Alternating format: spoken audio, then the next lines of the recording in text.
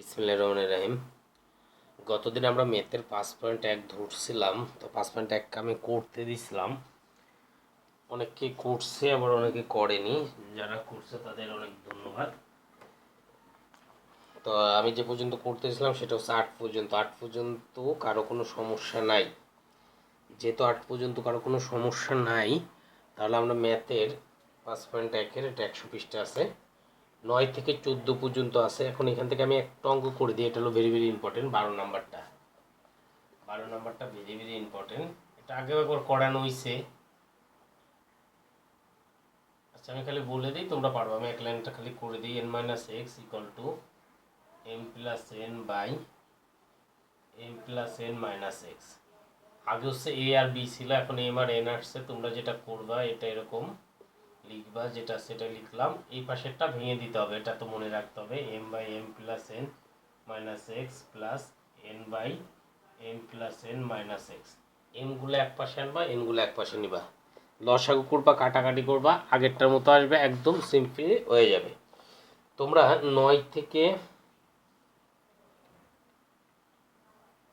9 থেকে 20 পর্যন্ত এখানে লেখার অঙ্ক আছে। লেখার অঙ্কটা আমি 20 নাম্বার অঙ্কটা একটু করে দিই। 20 নাম্বার অঙ্কটা আমি করে দিই, আর বাকিগুলো আমার মনে হয় তোমরা পারবা। যদি তারপরে কারো কোনো সমস্যা হয় আমাকে বলবা। এখানে বলছে একটি বিদ্যালয়ের একটি শ্রেণীকক্ষে প্রতি বেঞ্চে 6 জন করে ছাত্রী বসলে 2টি বেঞ্চ খালি থাকে, কিন্তু প্রতি বেঞ্চে 5 জন করে ছাত্রী বসলে 6 জন ছাত্রী দাঁড়িয়ে থাকে। ওই শ্রেণীর বেঞ্চের সংখ্যা কয়টি? 20 নাম্বার। আচ্ছা, আমি এটা মুছে দিই, এটা তো পারবা।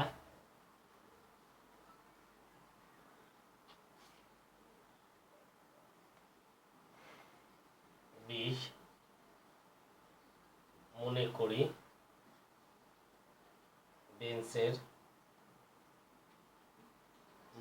বেঞ্চের সংখ্যা ইজ ইকুয়াল টু এক্সটি। মনে করলাম বেঞ্চের সংখ্যা কতটি? এক্সটি।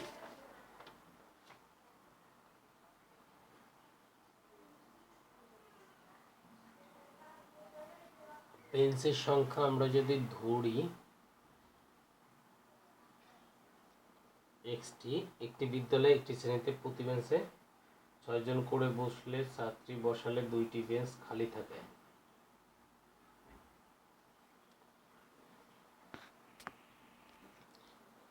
তাহলে এখানে বেঞ্চের সংখ্যা কত ধরছি? এক্স ধরছি। এখন এখানে প্রশ্নে যেটা বলছিল প্রতি বেঞ্চে 6 জন করে ছাত্রী বসলে 2টি বেঞ্চ খালি থাকে। তাহলে আমরা লিখি প্রতি বেঞ্চে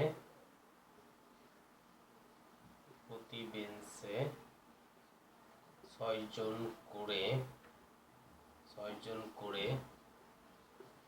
ছাত্রী বসলে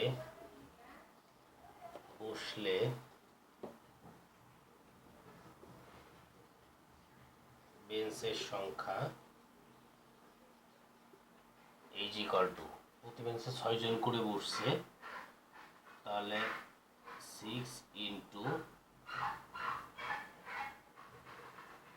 6 জন করে ছাত্রী বসলে কয়টি বেঞ্চ খালি থাকে? 2টি বেঞ্চ খালি থাকে।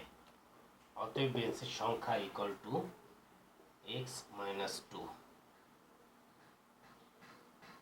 বেঞ্চের সংখ্যা না ছাত্রী সংখ্যা, অতএব ছাত্রীর সংখ্যা ইকুয়াল টু এতজন, 6x মাইনাস 12 জন। কেমনে পেলাম?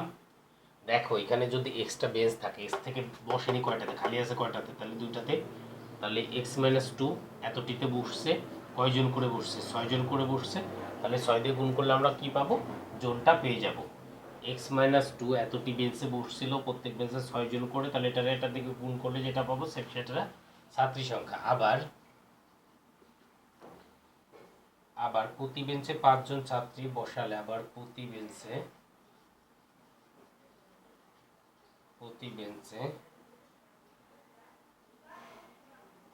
5 জন করে ছাত্রী বসালে 6 জন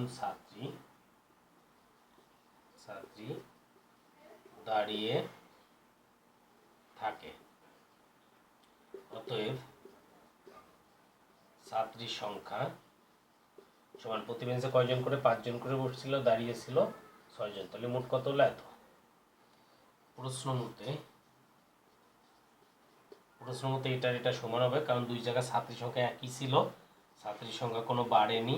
এটা বিয়োগ এটা ইকুয়াল টু এটা, বা 6x minus 5x equal to 6 plus 12।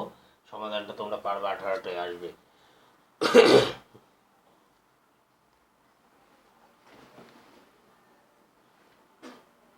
দেখো একটু খেয়াল করো, মনে করি বেঞ্চের সংখ্যা ইকুয়াল টু কত, এক্সটি। মনে করি বেঞ্চের সংখ্যা কত, এক্সটি।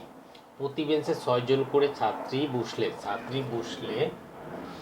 2টি বেঞ্চ খালি থাকে, তাহলে ছাত্রী সংখ্যা কত হবে? প্রতি বেঞ্চে কয়জন করে বসছিল? 6 জন করে বসছিল। এখন বেঞ্চ ছিল কত? বেঞ্চ ছিল এক্সট্রা, কিন্তু ফাঁকা ছিল কতটা? 2টা, তাহলে x মাইনাস 2টা বেঞ্চ ছিল। এখন এক বেঞ্চে বসছিল 6 জন, তাহলে x মাইনাস 2তে বসবে 6 ইন্টু এটা করছি।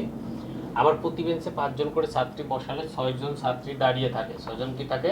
ছাত্রী দাঁড়িয়ে থাকে। অর্থাৎ ছাত্রীর সংখ্যা ইকুয়াল টু কত হবে? 5 এক্সট্রা বেঞ্চ ছিল, তাহলে 5 জন করে বসছিল, তাহলে 5x, আর বাকি ছিল কত? প্লাস 6 জন। প্রশ্ন মতো এটা ইকুয়াল টু এটা এক পাশে নিয়ে আসবো, ক্যালকুলেশন করবো, তাহলে x ইকুয়াল টু 80 আসবে। তাহলে বেঞ্চের সংখ্যা কত ছিল? 80। তাহলে তোমরা হচ্ছে 9 থেকে 20 পর্যন্ত করবা। 9 থেকে 20 পর্যন্ত করে যদি কোনো সমস্যা থাকে দেন আমাকে বললে আমি ওটা সলভ করে দিব।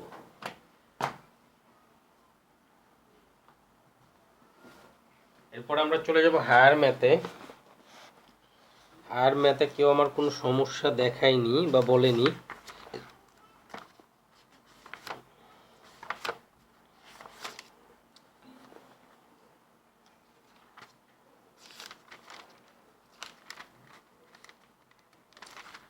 আমরা 5.4ই যাব। 5.4টা একটু কঠিন। তোমরা, আমি এটা 4 দিনে আর কি 3 দিনে শেষ করব।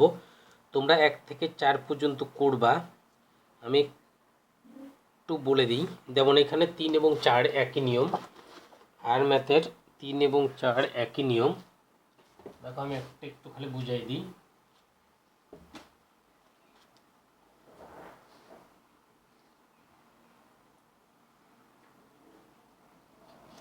এখানে 4 নাম্বারটা যদি আমি লিখি, তাহলে দুইটা সমীকরণ দেওয়া আছে। দুইটা সমীকরণ একটা হচ্ছে x square equal two 3x plus 2y, আর একটা পাবো হচ্ছে y square equal to 3y plus 2x, এটা পাবো। এখন দেখো এখানে স্কোয়ার আছে, x স্কোয়ার আর y স্কোয়ার আছে, তাহলে এটা হচ্ছে 1 নাম্বার, এটা হচ্ছে 2 নাম্বার। তোমাদের প্রথম কাজ হবে যখন x স্কোয়ার আর y স্কোয়ার থাকবে তখন হচ্ছে বিয়োগ করা। তাহলে বিয়োগ করলে এখানে যেটা আসবে 3x plus 2y minus 3y minus 2x। তাহলে এটা সূত্রে পড়ে a plus b into a minus b equal to এটা এক্স মাইনাস ওয়াই। এখানে এক্স প্লাস ওয়াই আর এক্স মাইনাস ওয়াই। এখন দেখো তোমার অনেক মাথার মধ্যে আসতে পারে যে এখানে তো এটা গুণ আছে, এটা ওই পাশে নিয়ে গেলে কাটাকাটি হবে, কিন্তু যেহেতু আমি সমাধান করব আমি কখনো এগুলা কাটাকাটি করতে পারবো না, এক্সকে কখনো তাড়াইতে পারবো না। তাহলে x minus y minus x minus y হবে, এক পাশে নিয়ে আসো। তাহলে এখান থেকে এক্স মাইনাস ওয়াই কমন নাও, তাহলে কত থাকবে? X plus y minus 1 equal to 0। অতএব এত ইকুয়াল টু 0, অতএব ইকুয়াল টু 0। আচ্ছা আমি এই অঙ্কটা করে দিই। অতএব x minus y equal to 0 অথবা x plus y minus 1 equal to 0। এটা তাহলে কত নাম্বার? এটা হচ্ছে 4, এটা হচ্ছে কত? সরি 4 দিব না, বা এক্স ইকুয়াল টু কত? ওয়াই, এটা হচ্ছে 3 নাম্বার, বা এক্স ইকুয়াল টু কত হচ্ছে? এখানে 1 মাইনাস ওয়াই হচ্ছে, এটা হচ্ছে 4 নাম্বার। তাহলে এক্স এর মান আমরা দুইটা পাইছি। এখন এক্স এর মান যে কোনো একটা সমীকরণে বসাবো আমরা। এক্স এর মান 1 নং সমীকরণে বসিয়ে পাই। এক্স এর মান 1 নং সমীকরণে বসিয়ে পাই। এখন এক্স ইকুয়াল টু আমি দুইটা পাইছি, এক্স ইকুয়াল টু ওয়াই, তাহলে লিখবা যখন এক্স ইকুয়াল টু ওয়াই, অথবা লিখবা এক্স ইকুয়াল টু ওয়াই হলে, এক্স ইকুয়াল টু ওয়াই হলে তাহলে 1 নং যদি বসাই আমরা, এক্স এর পরিবর্তে ওয়াই বসাবো, তাহলে ওয়াই স্কোয়ার ইকুয়াল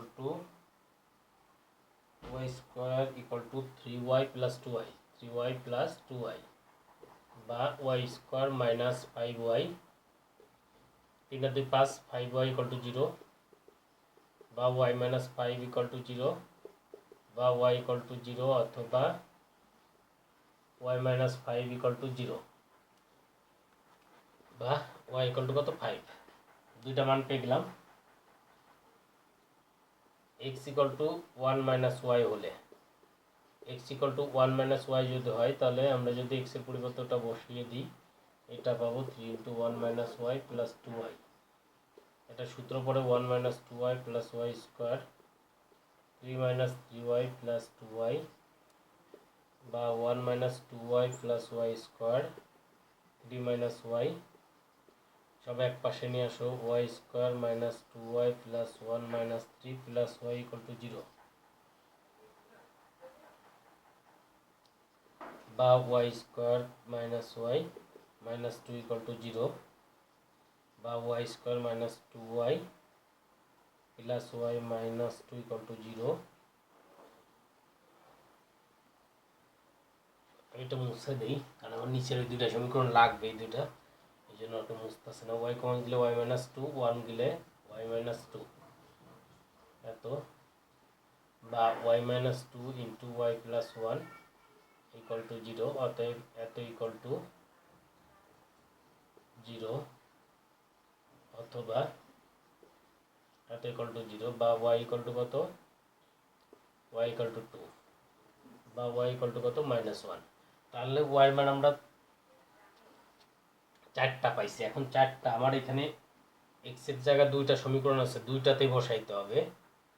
তাহলে x ইকুয়াল টু এত সমীকরণে y এর মানগুলো বসিয়ে পাই।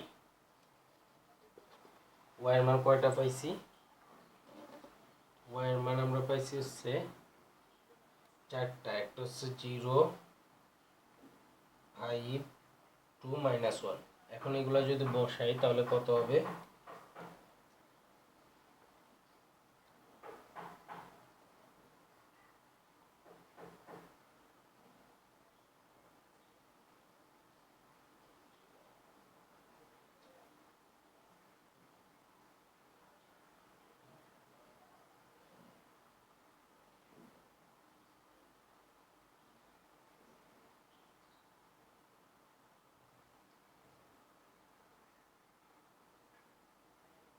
আমি একটু ভুল করে ফেলছি, আবার ব্যাকে যেতে হবে। ইসরে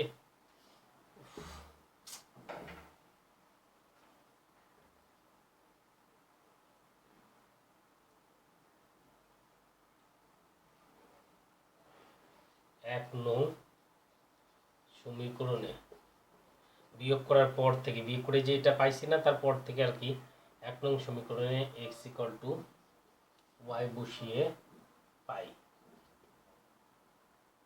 তাহলে এখানে y square equal to 3y plus 2y বা y square minus 5y equal to 0 বা y কমন যাবে y মাইনাস 5 ইকুয়াল টু 0 অতএব y ইকুয়াল টু 0 অথবা y মাইনাস 5 ইকুয়াল টু 0 বা y ইকুয়াল টু কত 5। এই যে y এর মান পাইলাম না, এটাই 3 নম্বরে বসিয়ে দিতে হবে। y এর মান 3 নং এ বসিয়ে পাই। y ইকুয়াল টু 0 হলে x equal to 0, y equal to 5 হলে x ইকুয়াল টু কত 5। আবার এক নং সমীকরণে x equal to 1 minus y বসিয়ে পাই। এটা বসাবো, বসাইলে আবার মান আসবে, ওটা আবার 4 নং এ বসাই দেবো। আমি এখানে ভুল করছিলাম, তারপর সমাধানটা লিখে দিবা। 1 থেকে 4 পর্যন্ত করবা, যদি কোনোটা সমস্যা হয় আমাকে বললে আমি ওটা সলভ করব। আমরা কেমিস্ট্রিতে যাই। কেমিস্ট্রিতে আমরা হচ্ছে পঞ্চম অধ্যায় ছিলাম।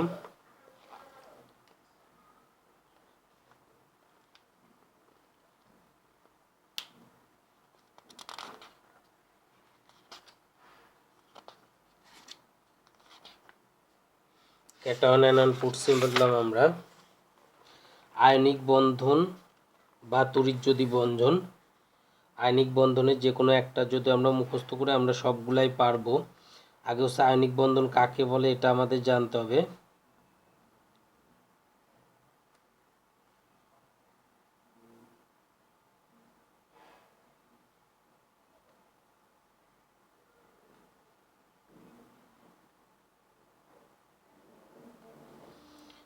দেখো 95 পৃষ্ঠা, যে আকর্ষণের ফলে ক্যাটায়ন আয়নন পরস্পরের সাথে যুক্ত থাকে সেটি আয়নিক বা তড়িৎযোজী বন্ধন। এখন এই আয়নিক বা তড়িৎযোজী বন্ধন, আয়নিক বন্ধনটা হয় হচ্ছে ধাতু এবং অধাতুর মধ্যে মনে রাখতে হবে। আয়নিক বন্ধনটা হবে ধাতু এবং অধাতুর মধ্যে। আয়নিক বন্ধনে একজন ইলেকট্রন কী করবে, ত্যাগ করবে, আর একজন ওই ইলেকট্রনটা গ্রহণ করবে। এখানে সোডিয়াম এবং ক্লোরিন, সোডিয়ামের শেষ কক্ষপথে কয়টা ইলেকট্রন থাকে? আমরা ইলেকট্রন বিন্যাসটা দেখি একটু, এগুলো বোঝানো লাগবে না, তোমরা এমনিতে পারবা, তারপরে একটু বলে দিই। সোডিয়ামের ইলেকট্রন বিন্যাস এর 1s2 2s2 2p6 3s1, অর্থাৎ লাস্ট কক্ষপথে একটা আছে। ক্লোরিনের আছে 7টা, সোডিয়াম একটা, সোডিয়াম হচ্ছে ধাতু, সোডিয়াম ধাতু। আর এটা ক্লোরিনের লাস্ট কক্ষপথে 7টা ইলেকট্রন থাকে। ও একটা ইলেকট্রন যদি গ্রহণ করতে পারে তাহলে ও নিষ্ক্রিয় গ্যাস অর্জন করবে, আবার এটাও নিষ্ক্রিয় গ্যাস হয়ে যাবে। এখন এই যে ইলেকট্রন একজন ত্যাগ করবে আর একজন গ্রহণ করবে, এর মাধ্যমে যে বন্ধনটা গঠিত হয় ওটা হচ্ছে আয়নিক বন্ধন হবে। তোমরা 195 পৃষ্ঠার এইখান থেকে যে বন্ধনের প্রথম লাইন থেকে এইখান থেকে শুরু করে এই পর্যন্ত পড়বা, বিক্রিয়াটা পড়বা। এখন এই আয়নিক বন্ধন গঠিত অনেকগুলো যৌগ আছে। সোডিয়াম ক্লোরাইড আছে, ম্যাগনেসিয়াম অক্সাইড আছে, সোডিয়াম হাইড্রোক্সাইড আছে, ক্যালসিয়াম অক্সাইড আছে। প্রথমটা ভালো করে পড়বা, পরেরগুলো অটোমেটিক লিখতে পারবা, কারণ ওই অ্যাবিলিটিটা তোমাদের হয়ে গেছে। প্রথমটা একদম টুটস্থ করবা, পরেরগুলো এইভাবেই লিখে চলে যেতে হবে। মোট 4টা যৌগ আছে, 4টাই লিখবা। সোডিয়াম ক্লোরাইড, ম্যাগনেসিয়াম অক্সাইড আছে, তারপর সোডিয়াম হাইড্রোক্সাইড আছে এবং ক্যালসিয়াম অক্সাইড আছে। এই 4টা যৌগ প্রথমটা মুখস্থ করবা, মুখস্থ করে ওটা লিখবা বিক্রিয়া সহ, তারপরেরগুলাও ওই আকারে লিখবা। যদি কোনোটা সমস্যা থাকবে না, তোমরা পারবা, লিখে আমাকে পাঠাবা। ফিজিক্সে আমরা যেহেতু রিভিশনে ছিলাম, কারো কোনো সমস্যা নাই মনে হচ্ছে, সবাই মোটামুটি ভালো ফিজিক্স হয়ে গেছে। আমরা ছিলাম হচ্ছে চতুর্থ অধ্যায়ের আমরা গণঙে যাব। তোমরা 1 থেকে 9 ঘোড়ার গণং পড়ে দেবা। যদি এর মধ্যে কারো কোনো একটা সমস্যা থাকে আমাকে বললে আমি ওটা সলভ করে দেবো। চতুর্থ অধ্যায়ের 1 থেকে 9 ঘোড়ার গোটা করে আমাকে পাঠাবা। আর বায়োলজি যেটা ছিল, আর আমার সাথে পড়তে থাকলে কিন্তু এই ছুটির মধ্যে একবার বই শেষ হয়ে যাবে, কিন্তু না পড়লে পরে খালি সরিষার ফুল দেখবেন চোখলি।